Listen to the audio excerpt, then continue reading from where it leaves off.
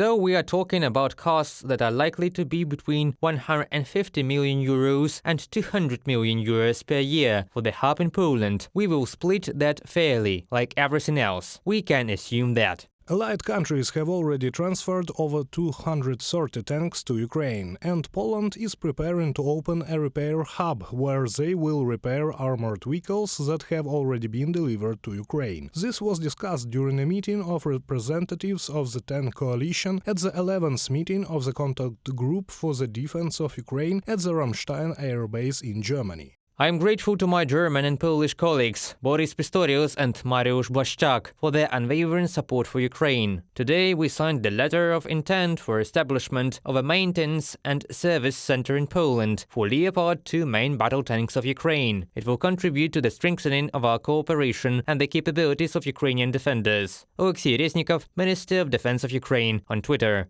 The head of the United States Department of Defense, Lloyd Austin, said that thanks to the collective efforts, Ukraine managed to contain the Russian regular army for more than a year, and demonstrating success at the front, turning the situation in their favor. In total, members of the contact group have provided more than $55 billion in security assistance to Ukraine, he said. We've also expedited our M1 Abrams timelines to supply Ukraine with more armored capability in the coming months. And the M1s that the Ukrainians will use for training will arrive here in Germany in the next few weeks. And all of this is huge progress. And I am confident that this equipment and the training that accompanied it will put Ukraine's forces in a position to continue to succeed on the battlefield.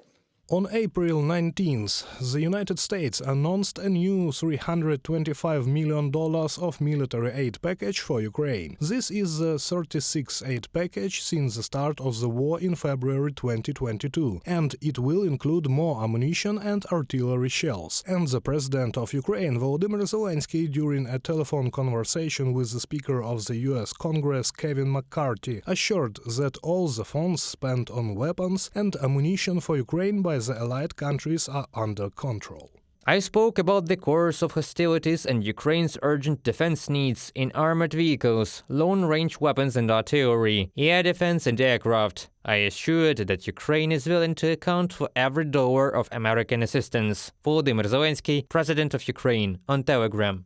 Ukraine is primarily interested in the fact that none of the parties has claims regarding the supply of weapons. That is why at all stages of logistics, multi-level control is carried out with the participation of Ukrainian and foreign specialists, say political expert Taras Zahorodny. No one will tell you all the details. A rather narrow circle of people knows this, but it can be assumed that a lot of equipment that has at least some kind of electronics is controlled. If there are chipsets in the Javelins, then it is possible that they can be controlled online. Well, for sure, if we are talking about the HIMARS, about the machines themselves, it is clear that foreign specialists do not go to the front line because of the risks for their citizens, but I am sure that they control many processes remotely. Recall that earlier the Inspectors General of the United States of America did not find violations related to the use of American military and financial assistance in Ukraine. This topic became the main one at the hearings in the US Congress, which took place at the end of March.